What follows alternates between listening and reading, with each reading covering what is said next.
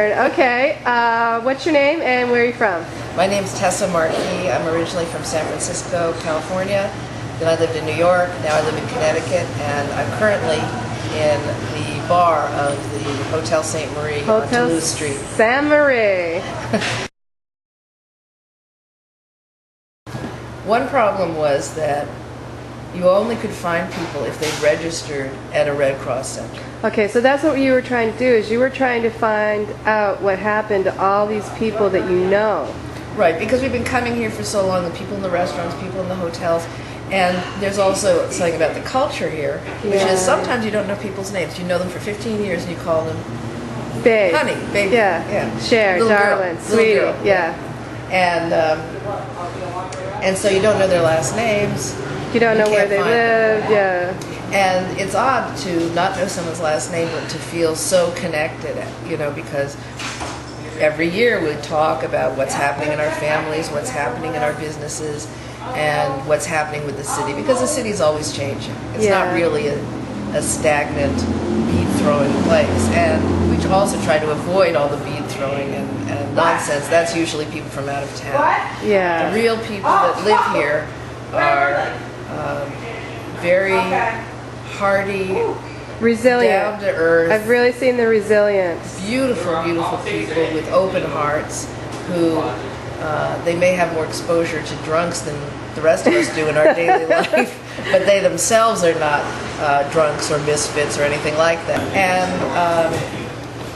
here you have a little something extra, and they have a word for that, which is unpronounceable to me because I'm from the West Coast.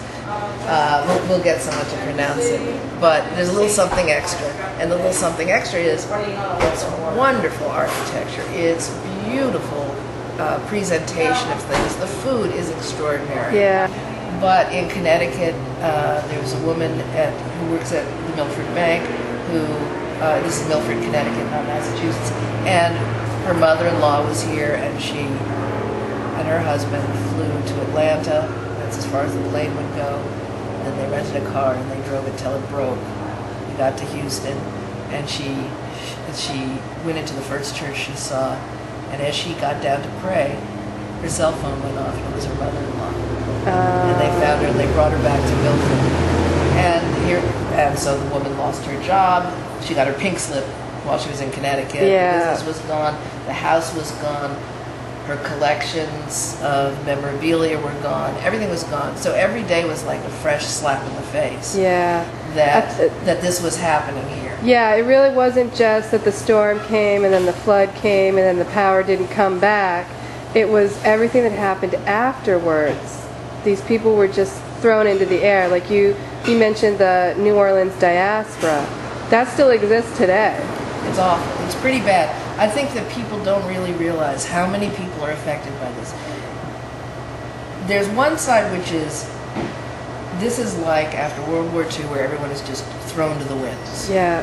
They can't find their families, or now they found their families, but it doesn't matter. You found your family and they're 2,000 miles away. What are you supposed to do about that? And people have family commitments or job commitments in one city, and then other people in the family have job commitments in a different city. So they have to accept that they can't be together the same way that they used to be before. So we were talking about the diaspora, and we were talking about John and his family. And well, I mean, that's just an example of it. When you turn, as Katie says, it's the size of Great Britain. When you turn this many people into homeless, penniless wanderers, how can they be professionals again? How can they work? Where can they work? How can they show that they have the credentials to work? How can they prove themselves? And when you're over a certain age, do you want to? The number of people affected is much, much larger than anyone's discussing. Yeah. The loss of productivity, the loss of security for a generation or two to come, for having to be thrust out into the world this immeasurable. Is immeasurable. And this is a major city. This isn't just a tourist city. Yeah. This is a major port. It's not like Branson, Missouri. Nothing against Branson. Well, I got something against Branson, but no, but like you say, New Orleans is a huge port at the mouth of the Mississippi River. There's a lot of industry down here: shrimping, oil. It's not just goes right over there. It's not just the French Quarter. No, it is absolutely not. The French Quarter is historical and emotional center. Yeah. But it is not what's really going on here.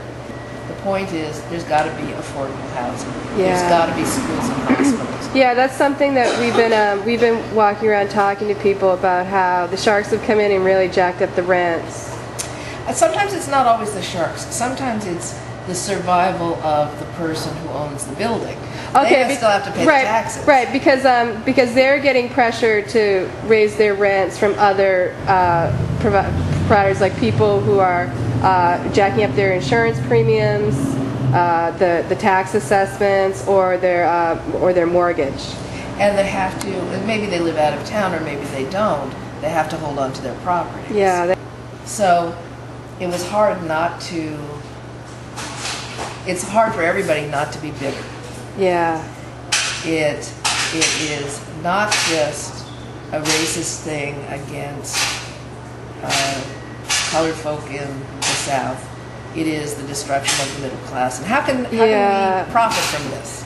Right. There's people profiting all over the place, and I will tell you on camera that in Milford, Connecticut, there's a harbor, and it was supposed to be dredged by the Army Corps of Engineers and paid for by the federal government. And our mayor announced last month that it couldn't be done. The citizens would have to pay for it because the Army Corps of Engineers is busy in New Orleans. Now, we're in New Orleans. There's no Army Corps of Engineers working doing anything here. And, well, I mean, really, it is. Everybody here is, in a lot of ways, much better off than they were in September, because after the first responders left, and the real bottom fell out. Yeah, economically. But I don't see anybody who is saying, I'm putting my house together because FEMA brought me lumber and windows. Yeah. Everybody is doing it for themselves. They're pitching it together, doing it for themselves, but that's not right in America. You know something, that's not okay with me as an American, and that's why I came down here, because it's not okay to me. Because a disaster, anywhere you live in the country, floods, fire, earthquakes, hurricanes, we're all vulnerable. And that's what Jerry was saying. He's been paying his taxes. Yeah. Where the hell did my money go to? Yeah. And I think that we do have to realize that we can do it right. We can get it right. You know, Katrina was a humiliation to me as an American, but I don't want the lesson of Katrina to be that the government just throws their hands up and says it's too big of a problem, we're doing the best we can, because we're not doing the best we can. They built whole cities in Iraq in months, they did nothing here. Or even tracts of suburban housing.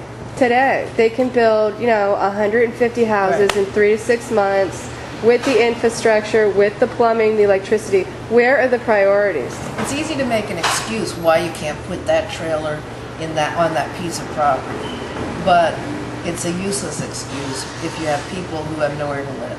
Yeah, and you know something? And the trailers are not even the point. The trailers are just one piece of the puzzle. But you know something? There is no excuse. No.